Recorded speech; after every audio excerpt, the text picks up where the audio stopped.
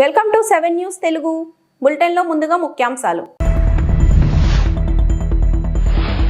శ్రీ సంత్ సేవాలాల్ మహారాజ్కు నివాళులు అర్పించిన AP CM Chandrababu.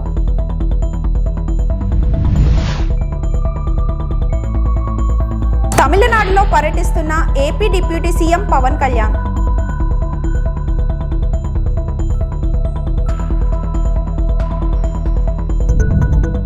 Digital evidence పై డైరెక్టరేట్ ఆఫ్ ప్రాసిక్యూషన్ అవగాహన సదస్సును ప్రారంభించిన హోంమంత్రి అనిత.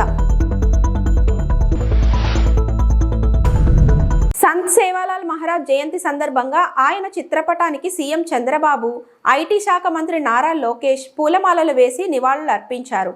సేవాలాల్ మహారాజ్ అందిస్తున్న సేవలను సమాజ శ్రేయస్సుకు ఆదర్శంగా తీసుకొని పనిచేయాలని పిలుపునిచ్చారు.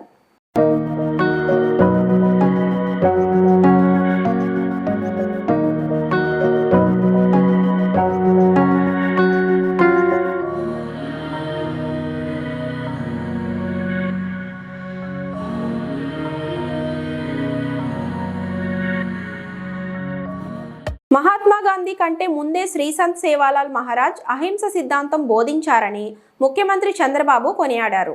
బ్రిటిష్ కాలంలో మత మార్పిడులపై సంత్ సేవాలాల్ పోరాడారని గుర్తు చేసుకున్నారు. సేవాలాల్ ఏపీలో పుట్టిన ఇతర రాష్ట్రాల్లో ఎక్కువ సేవ చేశారని తెలిపారు.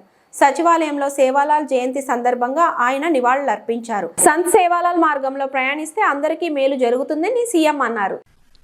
అందరికీ నమస్కారాలు. ఈరోజు ఒక పవిత్రమైన రోజు. శ్రీ సేవాలాల్ మహారాజ్ 286వ జయంతి కార్యక్రమాన్ని మనం జరుపుకుంటున్నాం. ఈరోజు భారతీయ సామాజిక మత సంస్కర్త గోర్ బంజరాల ఆత్మాతిక గురువు సేవాలాల్ మహారాజ్ 286 సంవత్సరాలకు ముందు పుట్టి ఈ ప్రపంచానికే ఒక దశ దిశ నిర్దేశించారు. అందుకనే ఈరోజు బంజారా గ్రామాల్లో ప్రత్యేకంగా ప్రజల్లో కూడా అందరూ కూడా ఆయన్ను గుర్తు చేసుకుని పూజిస్తూ ఆయన మీద ఎప్పటికీ తగ్గనటువంటి ప్రేమ అభిమానాలు చూపిస్తున్నారు.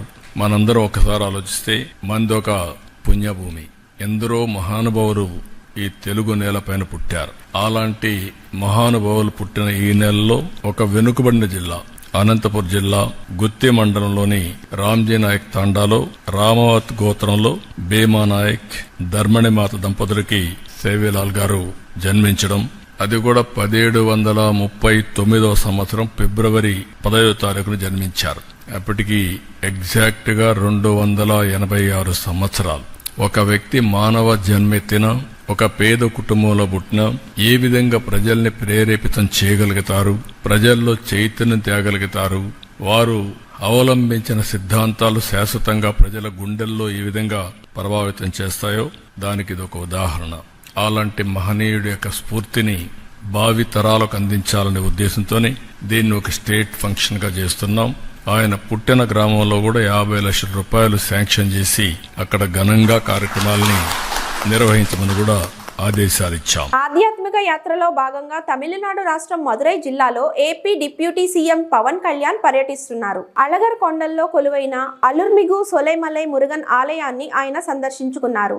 ఆలయ అధికారులు ఆయనకు పూలమాలలు సాలువాతో సత్కరించి పూర్ణ కుంభ స్వాగతం పలికారు. ఈ సందర్భంగా ఆలయంలో పవన్ ప్రత్యేక పూజలు నిర్వహించారు. పవన్ వెంట తనయుడు అకీరానందనన్ తదితరులు ఉన్నారు.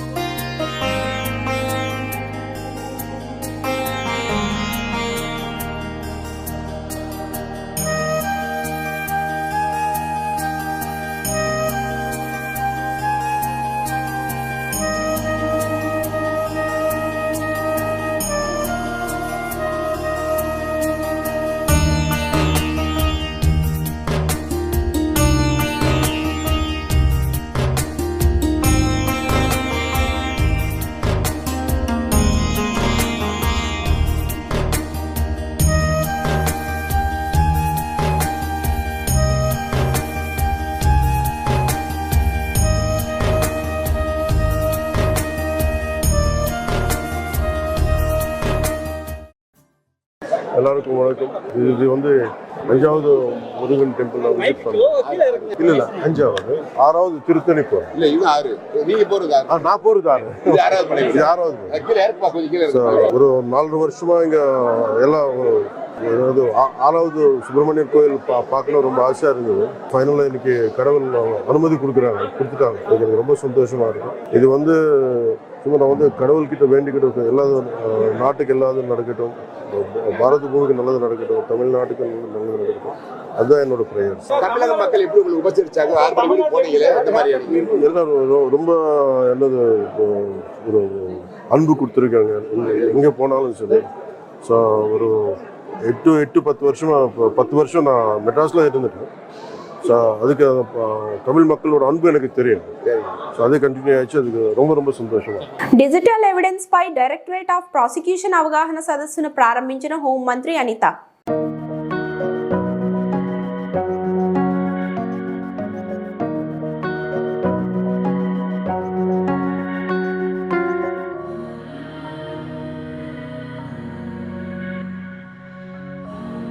పబ్లిక్ ప్రాసిక్యూటర్స్ ఇక్కడ ఒకసారి చూడడం అనేది నిజంగా నా అదృష్టం కింద భావిస్తున్నా. ఎందుకంటే ఈ రోజు సొసైటీలో ఒక డాక్టర్ కి చూస్తే దేవుడు అని భావించే పరిస్థితి నుంచి ఈ రోజు పోలీస్ ని లాయర్ ని కూడా చూస్తే దేవుడిలా భావించే పరిస్థితులు చాలా ఉన్నాయి. అటువంటి పరిస్థితుల్లో ఒక ఉన్నతమైన ఉద్యోగం చేస్తూ ఒక ఉన్నతమైన ప్రొఫెషన్ లో ఉంటూ ఇది సొసైటీకి మంచి చేయాలనుకున్న మీలాంటి వాళ్ళందరికీ కూడా మరొకసారి నేను ధన్యవాదాలు నమస్కారాలు తెలియజేసుకుంటూ పోలీస్ డిపార్ట్మెంట్ కి ప్రాసిక్యూషన్ డిపార్ట్మెంట్ కి రెండింటికి కూడా ఒక కోఆర్డినేషన్ లేకపోయినా కూడా మనం ప్రజలకి న్యాయం చేసే పరిస్థితి కనిపించదు. ఈరోజు ప్రజాస్వామ్యంలోనే మెయిన్ పిల్లర్ అయిన మీరు ఈరోజు ఎంత ఎఫెక్టివ్ గా మనం వర్క్ చేయగలిగితే ఈరోజు సొసైటీకి అంత మంచి జరుగుతుంది. సొసైటీలో ప్రజలందరూ కూడా ధైర్యంగా గౌరవంగా బతికే ఒక మంచి పొజిషన్ ఇచ్చే ఆ పొజిషన్ లో మీరున్నందుకు నిజంగా ఆ వృత్తి పట్ల మనందరం కూడా గౌరవంగా భావించాలి, గర్వపడే సందర్భం. నేను మా డిపార్ట్మెంట్ వాళ్ళని అడిగా, వాళ్ళతో కూడా మాట్లాడాను, ఏంటంటే ఎక్కడ మనకి ప్రాబ్లం వస్తుంది. ఈవెన్ ఒక కేసు వచ్చిన తర్వాత murder, rape, what ever it may be జరిగిన తర్వాత ఎఫ్ఐఆర్ ఓపెన్ చేసిన దగ్గర నుంచి చార్జ్ షీట్ ఓపెన్ చేసిన దగ్గర నుంచి కూడా మీ లీగల్ టీం గనక పోలీస్ డిపార్ట్మెంట్ వాళ్ళకి సపోర్టివ్ గా నుంచుంటే ఎందుకు కన్విక్షన్ పడదు. సో డెఫినెట్ గా అక్కడ ఒక చిన్న గ్యాప్ నడుస్తుంది అనేది నాకైతే అభిప్రాయం. అది బికాస్ బోత్ పార్టీస్ వల్ల కూడా ఉండొచ్చు, పోలీస్ డిపార్ట్మెంట్ వల్ల ఉండొచ్చు, లీగల్ డిపార్ట్మెంట్ వల్ల కూడా ఉండొచ్చు. ఏదైనా కష్టం వచ్చిందంటే గాడ్స్ గ్రేస్ పోలీసులు గుర్తొస్తున్నారు, సంతోషం. న్యాయం జరగాలి అనే ఆలోచన వాళ్ళకు ఉంది. ఇప్పుడు ఏదైనా మనకు జలుబు చేసిన వెంటనే డాక్టర్ ఎలా గుర్తొస్తాడో మనకి ఏ అన్యాయం జరిగింది అనిపించిన వెంటనే కూడా పోలీసు గుర్తొచ్చే పరిస్థితి వచ్చింది ఈ రోజు. సో గుడ్ సైన్ కింద భావించాలి. దాన్ని కూడా పాజిటివ్ వేలోనే కొంచెం ఎక్స్ప్లెయిన్ చేసుకోవాలి. సార్ ఏం కేసు అండి, మాకేం తెలుస్తాయండి, ఈ మధ్య తెలిసింది 498, 307, 304 అంటే మాకు తెలియక ఫటాఫటా మీరు సెక్షన్ చెప్తా ఉంటారు. వాడు అలా ఎర్రమొహం వేసుకొని చూస్తుంటాడు ఎదురుగా ఉన్నవారు. సో ఆ చిన్న పబ్లిక్ తో ఉన్న చిన్న గ్యాప్ ని మీరు వాళ్ళకి అర్థమయ్యే లాంగ్వేజ్ లో వాళ్ళకి చెప్పగలిగితే ఒక ధైర్యం, ఎస్ మా లాయర్ గారు మా గురించి వర్క్ చేస్తున్నారు. ఆంధ్రాకి 70 స్పెషల్ కోర్ట్స్ ఉన్నాయి. స్పెషల్ కోర్ట్స్ పరిస్థితి కూడా ఏమవుతుందంటే అవి డ్రాగ్ అవటం ఎప్పుడు చుండూరు కేసు, ఎప్పుడు Lakshmidevi. Basavatarakam Indo American cancer ఆసుపత్రి మరింత విస్తరించనున్నామని ఆసుపత్రి చైర్మన్ నందమూరి బాలకృష్ణ తెలిపారు. హైదరాబాద్లోని క్యాన్సర్ ఆసుపత్రిలో ఆంకాలజీ యూనిట్ని ప్రారంభించిన అనంతరం బాలకృష్ణ మాట్లాడారు. అభం శుభం తెలియని చిన్నారులు క్యాన్సర్ బారిన పడుతున్నారని, వారికి అండగా ఉండడం తమ కర్తవ్యమని చెప్పారు. రోగుల సంఖ్య పెరుగుతుండటంతో ఆంధ్రప్రదేశ్లోని తుళ్లూరులో అతి త్వరలో ఆసుపత్రిని ప్రారంభిస్తామని బాలకృష్ణ తెలిపారు. నేటి బాలలే రేపటి పౌరులు, మన యువతరానికి ప్రతినిధులు, నవతరానికి నాయకులు, భావితరానికి భారతదేశపు మహాశక్తి. బాల్యం అనేది ఒక వరం. నేను అన్నట్టు ఆడుతూ పాడుతూ చదువుకోవాల్సిన వయసు, ఎన్నో విషయాలు నేర్చుకోవాల్సిన సమయం, ఎన్నో గొప్ప గొప్ప కళలు కనాల్సిన సమయం, ఇలా ఎన్నో అనుభూతులను మిగుల్చుకోవాల్సిన బాల్యంలో క్యాన్సర్ అనే మహమ్మారితో యుద్ధాన్ని చేయాల్సి వస్తుంది. వారి ధైర్యం మనకు నిజమైన ప్రతిఘటన అంటే ఎలా ఉండాలో నేర్పిస్తుంది. జీవితంలో ఎంత పెద్ద సమస్య వచ్చినా ఎదుర్కొనేందుకు మనందరికీ ఒక స్ఫూర్తిగా నిలుస్తుంది. ఆ స్ఫూర్తికి ప్రతీకగా ఈరోజు మనం అంతర్జాతీయ చైల్డ్హుడ్ క్యాన్సర్ డేగా జరుపుకుంటున్నాం. కానీ ఈ క్యాన్సర్ని ఎదుర్కోవడంలో వారి ధైర్యం ఒకటి సరిపోదు. ఎంతోమంది క్యాన్సర్ చిన్నారుల ఆశలను కార్యరూపంలోకి తేవాలి అంటే వాళ్ళ బాల్యాన్ని మరియు భవిష్యత్తుని, వారి కళలను నిజం చేయాలి అంటే మనం అందరం ఒకటవ్వాలి, చేయూతనివ్వాలి. అభశుభం తెలియని పిల్లలు ఈ మహమ్మారి బారిన పడడం చాలా బాధకరం.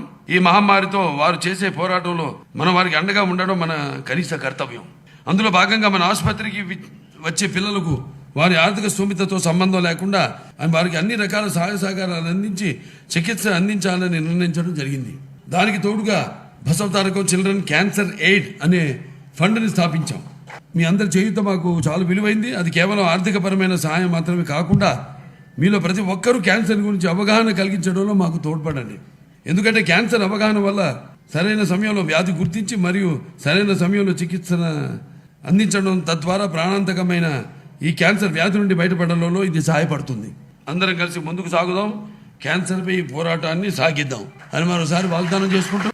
రోగుల సంఖ్య పెరుగుతుంది, ఇన్సిడెన్స్, దానికోసం మరి ఆసుపత్రిని దీన్ని మనం ఎక్స్పాన్షన్ కూడా వెళ్ళడం జరుగుతుంది.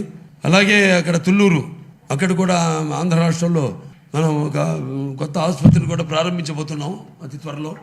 మరి ఈ యొక్క ఆసుపత్రి యొక్క చేస్తున్న సేవలను గుర్తించి ఎలాగైతే దాతలు ఉన్నారో అలాగే ఇరు రాష్ట్రాల ప్రభుత్వాలకి, మా బ్యాంకర్స్కి అయితేనేమి, లేకపోతే ప్రైవేట్ అండ్ పబ్లిక్ సెక్టార్ పారిశ్రామికవేత్తలకు అయితేనేమి, అందరికీ మా బోర్డు మెంబర్సు అందరూ కూడా, డాక్టర్సు, అలాగే నాన్ మెడికల్ నర్సింగ్ స్టాఫ్, ప్రతి ఒక్కరు కూడా నా కృతజ్ఞతలు తెలియజేసుకుంటే నేను తిరుమలలో లడ్డూ కౌంటర్ వద్ద శనివారం ఉదయం టీటీడీ అదనపు ఈవో వెంకయ్య చౌదరి స్వచ్ఛ ఆంధ్ర ప్రతిజ్ఞ చేశారు. ఇందులో టీటీడీ అధికారులు, లడ్డూ కౌంటర్ సిబ్బంది, పారిశుద్ధ్య కార్మికులు పాల్గొన్నారు.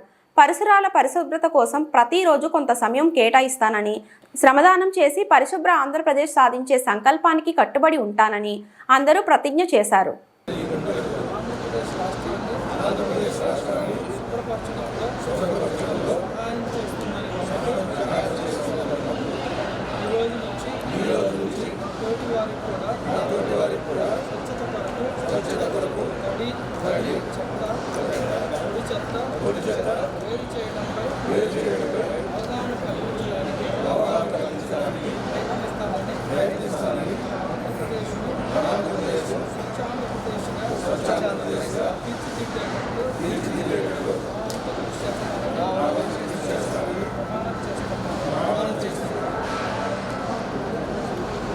ఓం నమో వెంకటేశాయ. ప్రతి నెల 3వ శనివారాన్ని స్వచ్ఛ ఆంధ్రప్రదేశ్గా ప్రకటించడం జరిగింది. అందులో భాగంగా తిరుమలలో కూడా ప్రతి మంత్ 3వ శనివారాన్ని స్వచ్ఛ తిరుమలగా పరిగణించి అనేక కార్యక్రమాలు చేపట్టడం జరిగింది.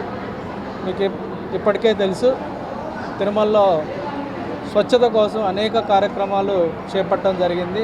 ఇది నిరంతరంగా సాగే ప్రక్రియ. ఇక్కడ ఎప్పుడు కూడా 24 అవర్స్ దాదాపు 1200 మంది నిరంతరము కూడా ఈ కార్యక్రమంలో పార్టిసిపేట్ చేస్తూ ఉంటారు. ఇది ఎవ్రీడే స్వచ్ఛత అని చెప్పొచ్చు. ఇక్కడ మీకు అందరికీ కూడా తెలుసు, నిరంతరం 24 అవర్స్ అన్ని విభాగాల్లో కూడా హెల్త్ డిపార్ట్మెంట్ ఎప్పటికప్పుడే డైనమిక్గా రియల్ టైంలో ఈ కార్యక్రమాలని, ఈ స్వచ్ఛతని ఎప్పుడు కూడా మానిటర్ చేస్తూ ఉంటుందని ఈ సందర్భంగా తెలియజేస్తున్నాను. సో మీ అందరికీ తెలుసు, లాస్ట్ దాదాపు 7 నెలల్లో లెగసీ వేస్ట్ మేనేజ్మెంట్ మీద కూడా తిరుపతి టీటీడీ ప్రత్యేకమైన శ్రద్ధ పెట్టడం జరిగింది. అందులో భాగంగా దాదాపు 2 లక్షల మెట్రిక్ టన్ని ప్రాసెస్ చేయడం జరిగింది, మెన్యూర్గా కన్వర్ట్ చేయడం జరిగింది. అలానే లెగసీ వేస్ట్లో దాదాపు ఇంకా 40,000 మెట్రిక్ టన్ను ఉంటుంది. వాటిని కూడా రాబోయే 2-3 నెలల్లో పూర్తి స్థాయిలో క్లీన్ చేయడం జరుగుతుంది. అలానే రోజు మనకి 78 మెట్రిక్ టన్నులు వెట్ అయితే డ్రై అయితే వస్తుంది. దీన్ని అన్నిటికి కూడా IOCL తోటి కూడా ప్లాన్ చేసాము. నవంబర్ మంత్లో ఫౌండేషన్ స్టోన్ కూడా వేయటం జరిగింది. దాంతో రాబోయే కాలంలో జూన్ నుంచే దాదాపు 45 మెట్రిక్ టన్ వెట్ వేస్ట్ మొత్తాన్ని కూడా IOCL ప్లాంట్ ద్వారా 1.5 మెట్రిక్ టన్ ఆఫ్ గ్యాస్ను ప్రొడ్యూస్ చేసి దాన్ని MTVACలో వాడుకోవడం జరుగుతుందని ఈ సందర్భంగా. టీటీడీలో మరుగుదొడ్లు శుభ్రం చేసే దళిత ఉద్యోగులపై అన్యమత ప్రచారం అంటూ వారిపై వేధింపులు గురి చేస్తున్నారని మాజీ ఎంపీ చింతామోహన్ ఆగ్రహం వ్యక్తం చేశారు. శనివారం స్థానిక ఏడీ బిల్డింగ్ ముందు అన్యమత ప్రచారం, సనాతన ధర్మం, టీటీడీ ఉద్యోగులకు ఇళ్ల స్థలాలు, ఈ మూడింటిపై చింతామోహన్ ఘాటుగా స్పందించారు. మానవ మలినాలను శుభ్రం చేసేవారు నారావారిపల్లెలో ఉన్నారా అంటూ సీఎం చంద్రబాబు నాయుడును ప్రశ్నించారు. ఇప్పుడు పనిచేసే దళితులను తొలగిస్తే ఆ స్థానంలో మరొకరిని భర్తీ చేయగలరా అంటూ సూటిగా అడిగారు. ఇందిరాగాంధీ పాలనలో దేవాలయాల్లో దళితులు దర్శించుకునేవారని కొనియాడారు. అప్పట్లో కాంగ్రెస్ పార్టీ సనాతన ధర్మానికి పెద్దపీట వేసిందని కొనియాడారు. సెక్యులర్ విధానాలకు లోబడి పని చేయాలి. ఈ మధ్య ఒక పిచ్చి రేగింది. అన్యమతాలు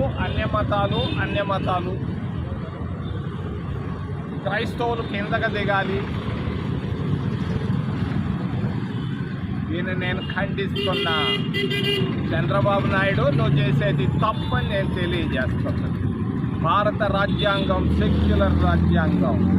ఈ రాజ్యాంగంలో ఎవరు ఇటువంటి క్రియలకు పాల్పడకూడదు.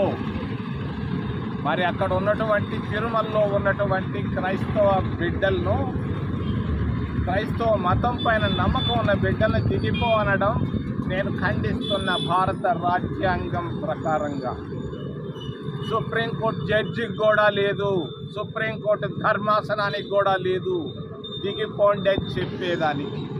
రాజ్యాంగ విరుద్ధంగా చేస్తున్నటువంటి చంద్రబాబు నాయుడు ప్రభుత్వాన్ని నేను ఖండిస్తున్నా. అన్ని మతాలు అంటారు, ఒక 20-30 మందిని దించుతానంటారు. నేను అడుగుతున్నా చంద్రబాబు నాయుడు నిన్ను సూటిగా, దాదాపు 5,000 మంది మా వాళ్ళు పనిచేస్తున్నారు. ఎస్సీలు, దళితులు ఏమి చేస్తున్నారు?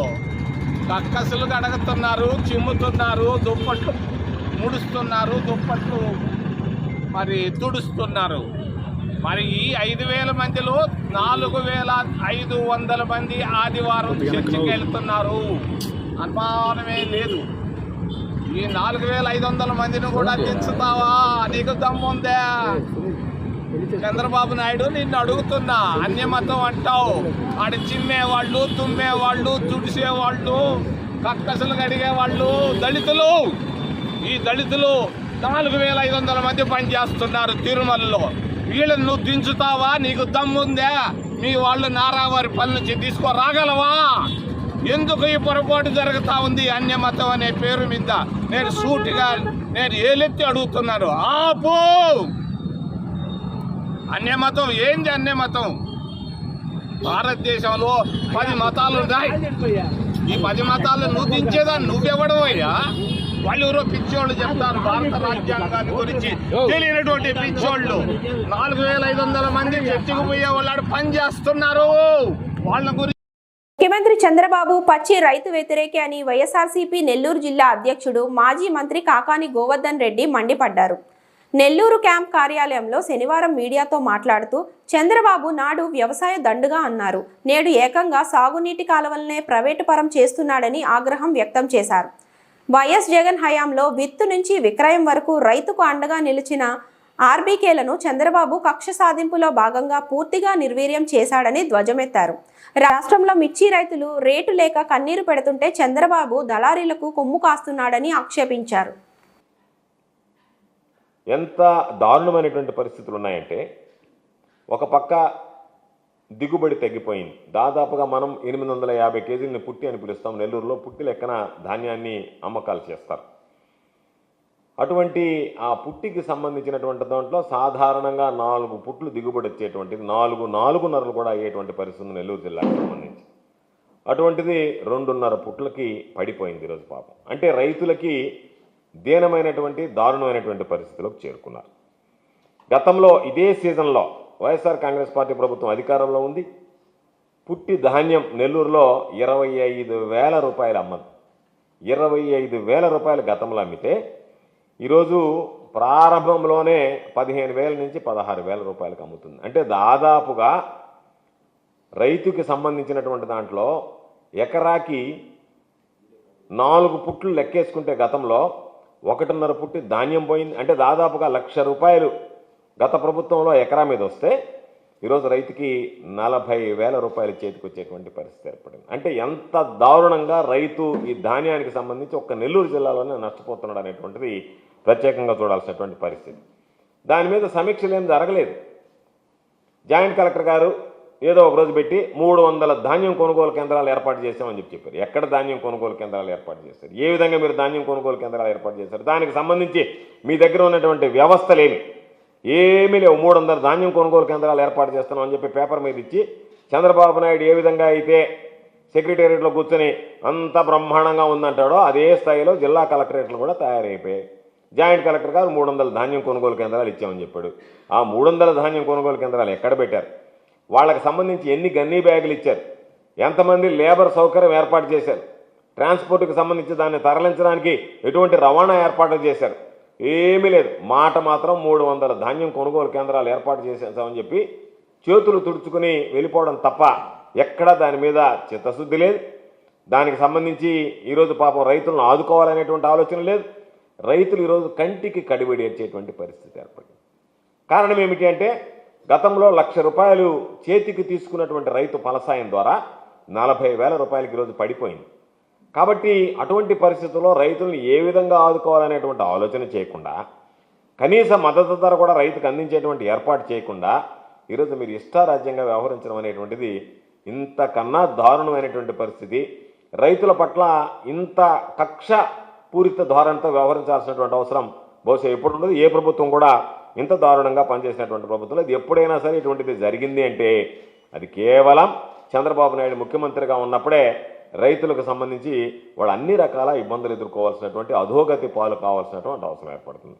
ఈరోజు మిర్చికి సంబంధించి చూస్తే పాపం మిర్చి రైతుల అనకాపల్లి జిల్లా నర్సీపట్నం నియోజకవర్గం నర్సీపట్నం మున్సిపాలిటీలో ఈ రోజు డీఎస్పీ పి శ్రీనివాసరావు ఆధ్వర్యంలో హెల్మెట్ మీద అవగాహన ర్యాలీ నిర్వహించారు. ఈ ర్యాలీ టౌన్ సీఏ గోవిందరావు మరియు రూరల్ సీఏ రేవతమ్మ ఆధ్వర్యంలో నర్సీపట్నం పోలీస్ స్టేషన్ నుంచి శ్రీకన్య కూడలి వరకు ర్యాలీ నిర్వహించారు. ఈ సందర్భంగా డీఎస్పీ మాట్లాడుతూ వాహన చోదకులు ప్రతి ఒక్కరూ తలకు హెల్మెట్ ధరించవలనని సూచించారు. అంతేకాకుండా ఎవరైనా హెల్మెట్ ధరించకుండా పలుమార్లు ఫైన్ వేసినచో వారి యొక్క లైసెన్స్ రద్దు చేయడం జరుగుతుందని అన్నారు.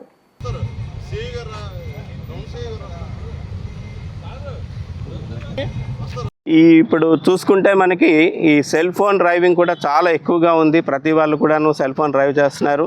వాళ్ళ మీద కూడా సెల్ ఫోన్ డ్రైవ్ చేసే వాళ్ళ మీద కూడా స్ట్రిక్ట్గా ఇంప్లిమెంట్ చేస్తూ యాక్షన్ ఇనిషియేట్ చేస్తూ ఫస్ట్ టైం ఫైన్ వేస్తాము, రెండోసారి కూడా వాళ్ళు అదే ఆఫెన్స్ కానీ దొరికేలాగుంటే వాళ్ళ డ్రైవింగ్ లైసెన్స్ కూడా క్యాన్సిల్ చేయడానికి మేము చర్యలు తీసుకుంటాం. ఆర్టీఓ గారికి రిపోర్ట్లు రాసి చర్యలు తీసుకుంటామని చెప్పి కూడా సార్. మైనర్ డ్రైవింగ్ మీద ఏ చర్యలు తీసుకుంటున్నారు సార్?